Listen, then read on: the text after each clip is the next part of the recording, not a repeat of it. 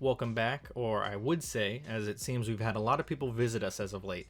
So if you're here for the first time, then thank you for joining us. Today we're going to be continuing our Black Prior analysis, and we're just going to be covering armor. If you haven't seen the first part where we talk about weapons, I'll leave a card in the top right corner. Otherwise, you have seen it, or you just want to watch the armor part, then we can continue from here. Saying that we're just going to be talking about armor, hopefully that'll make this video somewhat brief, but I also have quite a bit to say about BP's armor, so let's just get straight into it.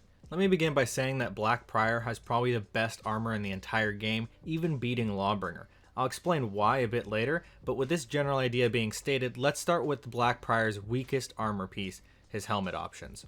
Also, fair warning, I might unintentionally make fun of the edgy stuff, so if that's gonna make you upset, don't say I didn't warn you. Now luckily, since Black Prior is a relatively new hero, there isn't much to talk about, so hopefully we could get through these pretty quickly. Like always, I'm going to skip some that I don't really have much to say about, as I hope you don't need me to tell you the armor capabilities of a linen, burlap, or leather hood. But as always, if you have questions, feel free to let me know down below. To start off, we have the default helm called Cameo's Legacy Helm. Now I know that I just said we aren't here to talk about the hoods, and I know that I'm not here to talk about the ludicrous amounts of eyeshadow that he has on that makes him look like he works for Hot Topic, but I did want to talk about the crown he has on, and I suppose the hood as well with it. To my knowledge, this has no historical basis, and it doesn't have any practical function either. If it does, feel free to share a source along with the contrary claim, as I, for the life of me, could not find one. But really why I wanted to bring this up was due to a comment someone made in one of my videos, and I apologize for not being able to find the comment. It might have been deleted or something. Regardless, this person said something along the lines of this being a reference to Dante's headpiece in Dante's Inferno, the video game made by EA. I specifically say the game made by EA to not get it fused with Dante Alighieri, who wrote and was a part of Divine Comedy, which is what Dante's Inferno is based off of. They are two very different things, and the depictions of Dante Alighieri show that the only headpiece he is wearing in some parts are laurels or a head wreath of some sort. Putting all that aside, this could possibly be the first clue that shows us that Ubisoft wanted to make this hero give off a Knights Templar vibe that a lot of players in the Knights faction wants, but in this case much more subtly than in later examples that I'll show you. Another possible reference to this, but nonetheless a transition into our next headgear I'd like to talk about, is going to be the Murmur Helm. This one also has a hood and a crown, but I think that the previous one was more compelling. What I do want to talk about with this one was the hood and how well it is tapered to the head. You might remember in one of my previous episodes where I talk about padded coifs and how well fitted it is to the user's head. That is definitely how you would want it to be if you're planning on putting a chainmail coif on top or just a helmet on top. Just to give it a little more padding, which will also help make it more comfortable and give you just some extra armor. Unfortunately, that's about the extent of how good the headpiece gets because, well, for starters, he's just straight up blind in one eye. That's pretty rough. Also, he looks like he's covered in some sort of powder or paint. I don't know what it is, but it makes my face itchy, so let's move on. Next, we have the Sacramentum Helm. The hood on this one is kind of interesting because it has a small tail that trails off on the back that reminds me of early Lyra-pipe hoods. I'll have a much larger discussion about that once I get to a Peacekeeper analysis, but let's keep this one about the mask. Could this potentially protect your face? If it's made out of a hardened steel, then I suppose it could. Although the top of the head is much more important to protect than the face, I would say, and this doesn't particularly seem like a helmet. Also, how does the user intend to breathe out of this thing?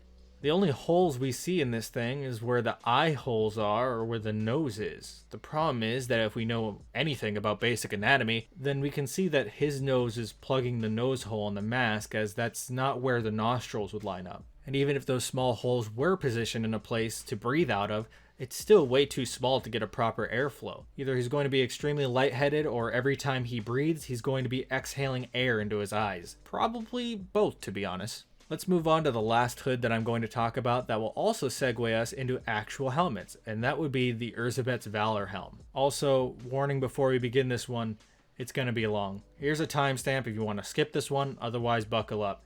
Now, I'm going to be pretty honest, I was a bit overly harsh when this helmet first released, but as for this is probably the most disappointing to me because of how much I was looking forward to BP getting a new actual helmet.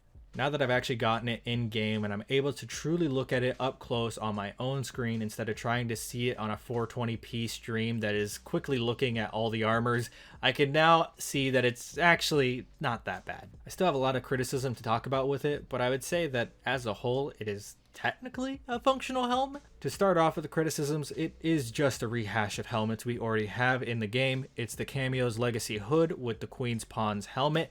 More on the Queenspons Helmet in a bit. The truly original thing that comes out of this, though, is the face mask, which may or may not be a part of the helmet. As you can see, it appears that the mask part has ventilation holes on it, which is great. And it also looks like there's some sort of reinforcement bars on the front of the helmet, which in my opinion is reminiscent of great helms, and that makes it also great. Here's where it all starts going south, though.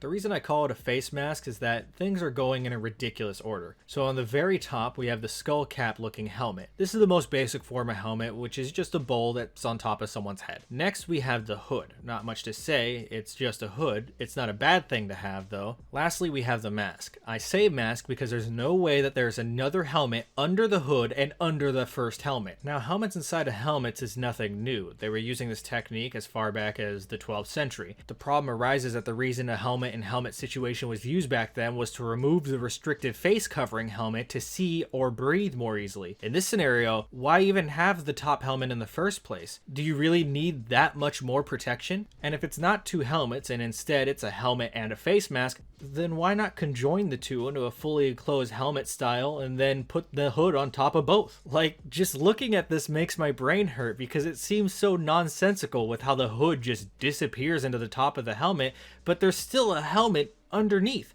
But the top helmet doesn't seem to be overly large enough to compensate for the extra thickness of the hood and another helmet.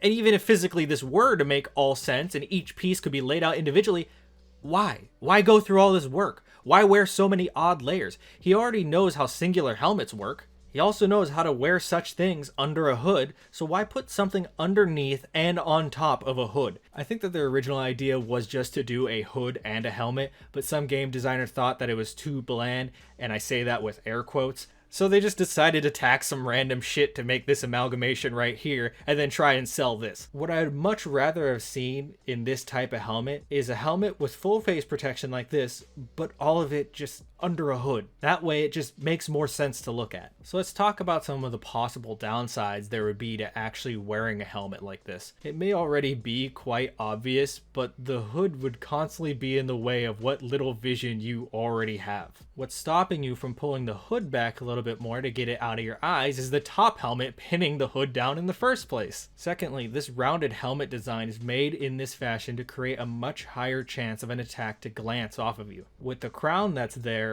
being in place, that would create a little bit of a problem. Now, if it were something light as an arming sword, that's not the biggest of deals, but switch that over to something like an axe or a warhammer and you've just created yourself a bigger problem. If a warhammer were to glance off that helmet but catch onto one of those sides, it would then transfer whatever downward force it had into one of those sides. At best, this could daze you and maybe cause a minor concussion. At worst, it could break part of your skull, cause internal brain bleeding, and or twist your neck and cause your spine to compress in on itself. There's a reason why helmets from generations to generations were round in shape, and then at one point they did flat top helms, but then they went back to doing more rounded helmets. There's a reason why helmets that became suited for combat evolved further and further into rounded shapes with no jagged pieces coming off of them.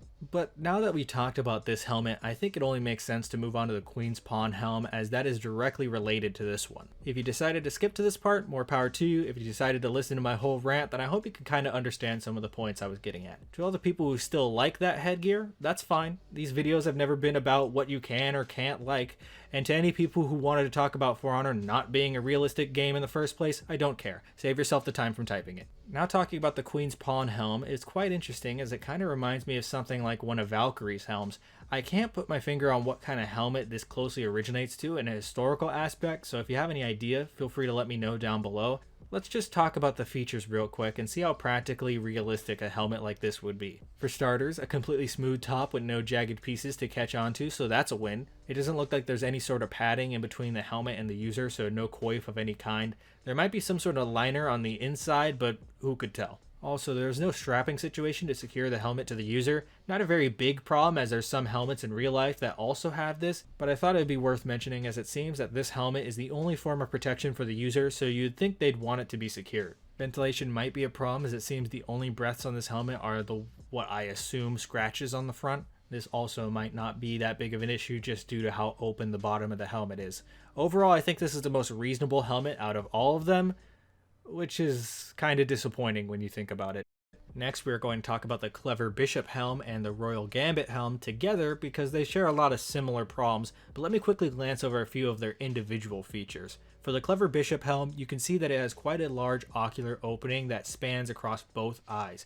The problem is that there are just some random bars riveted in the way that appear for no reason. Maybe it's to protect the eyes better from any sort of blade or arrows that get through, but there are much better ways to get around that problem than to do this. Also, the ventilation on this helm is extremely poor, worse than any other helmet. For the Royal Gambit helm, this one's very interesting. If you look closely enough, you can see that it's actually an Italian barboot helm like Warden's, but in a much poorer condition and with a skull motif attached on that doesn't have the same amount of rust as the original helmet. So we can assume that this means that it was an afterthought that was intentionally done to this helmet, presumably by the Blackbriar himself.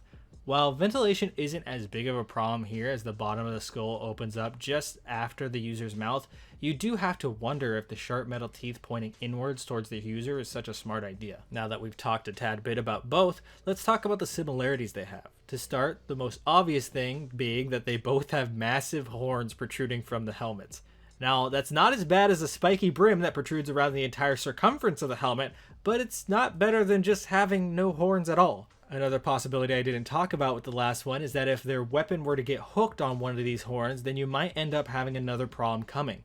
I don't know particularly about you, but I'm just going to make the assumption that your neck strength is not equivalent to that of the average strength of a soldier's back and bicep muscles, meaning either they're going to rip the helmet off of your head, or you might be getting your head taken for a ride. Another thing that I'd like to talk about is how ridiculous the amount of rust is on his helmets.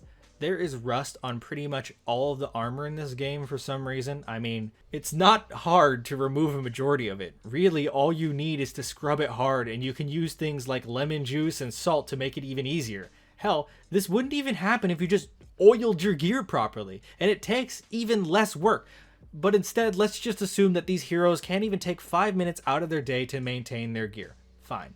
I would then like to point out that pretty much all of his gear actually has less rust than the rest of the hero's armor. It doesn't make any sense at all that this hero specifically has the most concentrated amount of rust on his helmets that I've seen, but then if you look at something like his pauldrons, they're almost spot free. Moving on, let's look at one more helmet before we switch armor pieces, and that would be the Steadfast Rook Helm. This one is interesting because this is the closest attempt at them trying to make something that the consumer base wants, while still also trying to be unique, I guess.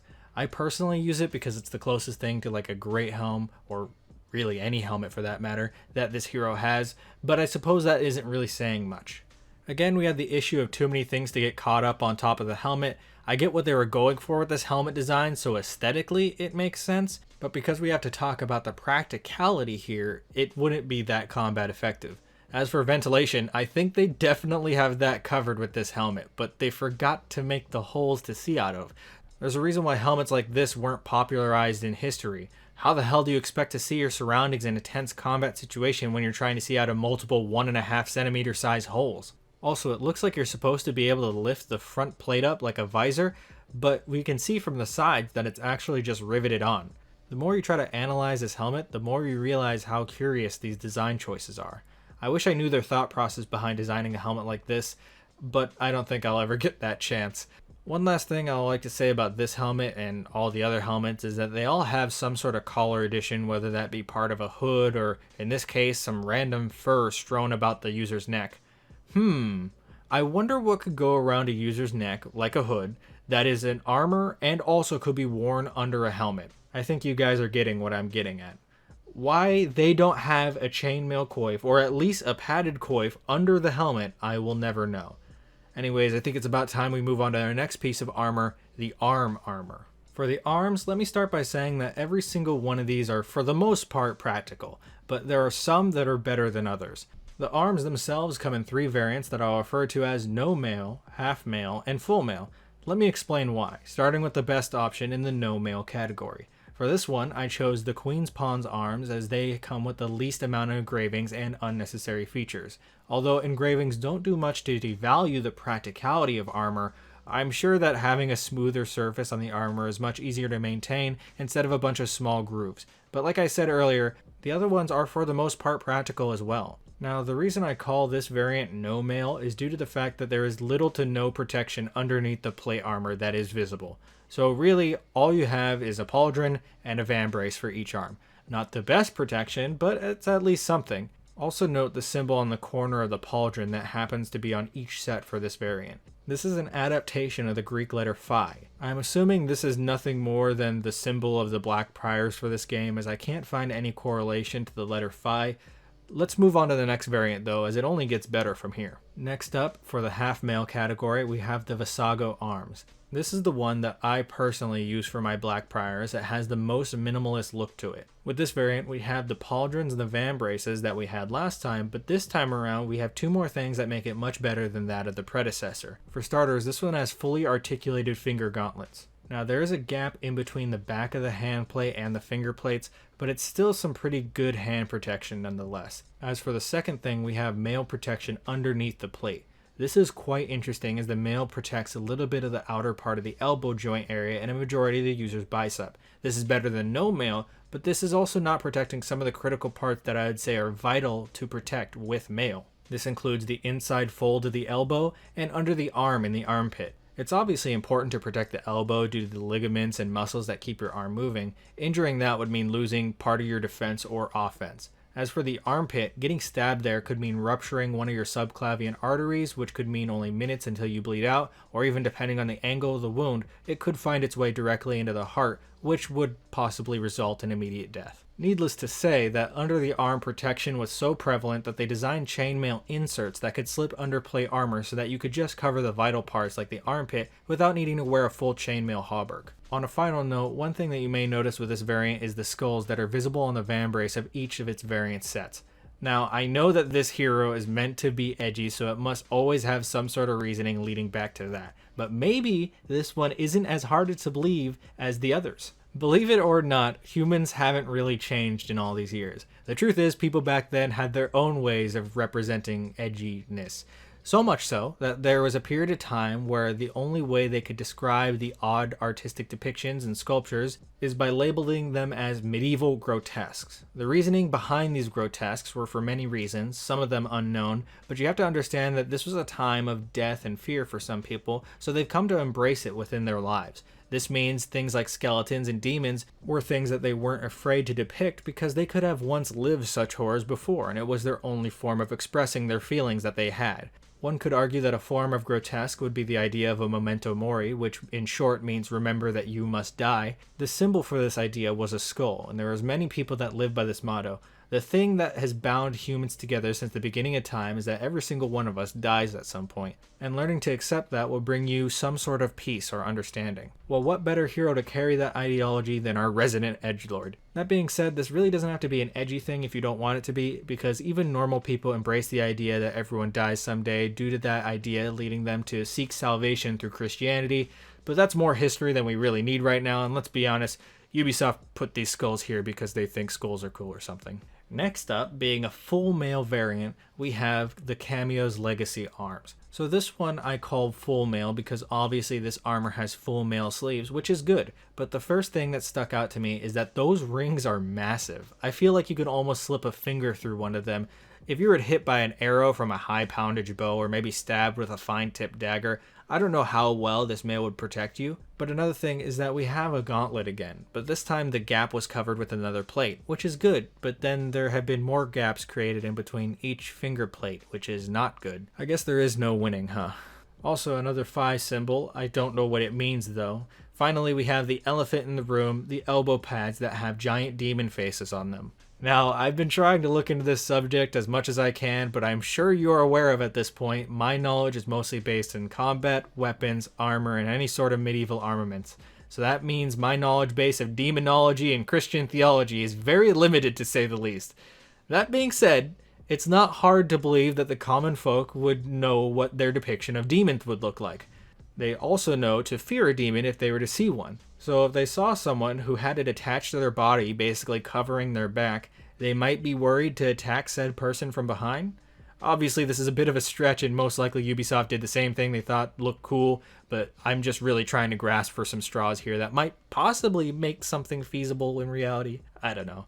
That being said, this is the only armor set that has elbow pads, so that is also a plus. Also, that's a pretty good depiction of what a medieval artist's view of a demon would look like, so that's not that bad either. One last thing that I will say about this variant is that the strap on the bracer is on top of the surface, which is basically asking for it to get damaged. So in short, covering all the arm variants, they're actually pretty good. Practicality wise, they seem reliable for the most part. This is the only knight that doesn't have pauldrons that are the size of SUVs. Although the ones on BP are not completely well fitted to the body, it at least doesn't look ridiculous. Also, it's nice to see the combination of armor like plate and mail, which makes the user overall more safe and really sells the idea of this being a knight in armor. Hopefully you see more of this in the near future. Last but not least, let's talk about the chest armor variants, which for some reason include every piece of armor from the torso down. I will separate these variants into the coat variant, lamellar variant, and chainmail variant. Starting out with the coat variant, the reason I call it the coat variant is that there's really not much armor to it. It's actually barely any armor at all for some cases. The one that I would consider the best armor would probably be the Dantalian chest. As you can see, it has some sort of quilted vest underneath the coat like a gambeson, which could somewhat be helpful. Besides that though, there isn't much else. It also has some form of shin guards, but so do all the other sets, so that's not much to write home about. Also, there's the phi symbol again, but as a keychain or some shit, I don't know. Moving on to a much more interesting variant armor is the lamellar variants. Now I call these the lamellar variants due to the side protections that I would call a skirt for lack of a better term that have circular disc type of lamellar to them. I would say that the best one out of these sets would probably be the Clever Bishop due to what looks like the quilted folds on each side, which should add some extra padded protection, but also the chest armor vest looks like it also has some sort of quilted padding with this variant as well. One of the biggest downsides is that there's no leg protection from the shin down. Besides that, this one is really interesting. There isn't enough lamellar in this game in my opinion, so it's really nice to look at this and see it move in the in-game physics system. It looks really good. Finally, we have the chainmail variant, and this happens to be my favorite of the variants, although I don't use the one that I think is the best. My aesthetic taste can differ from my opinion on the most realistic armor. In this case, the armor that I would say is the best out of all the chainmail options would be the Sanctus Fleury chest. To start, the reason I call this the chainmail variant is due to the chainmail you can see on the sides of the body. It appears, in my opinion, to go up the user's torso and most likely works as some sort of chainmail vest or hauberk. That already puts it much more in the lead compared to the other armor choices. The reason I chose this set in particular is due to, again, the quilted pattern in the surcoat on this one. This will help create a padded layer on top of the armor, which adds a bit more protection. Another thing about the top half of the body is the belt area. As you can see, we have another form of medieval plaque belt of some kind. They seem to like to put these on the knights, as we've seen it on others like Warden and Centurion. Speaking of Centurion, it looks like we have the Cingulum Militare on the chest piece that we were talking about in the Centurion analysis. They seem to like to put that on the knight heroes as well for some reason, even though that's not really a medieval attire piece. Finally, for the lower half of the body, we have the fully articulated greaves along with the sabatons. This is truly the most armored hero. Not just is the entire shin protected, but the entire back of the calf is also protected as well. Also, you can see the entire foot is being protected as well. The only thing that could use a bit of protection is the thigh, but technically that's getting some protection from the chainmail. So really, I don't think we've seen a level of protection in the lower half of a hero like this in this series. So this is definitely a welcome surprise.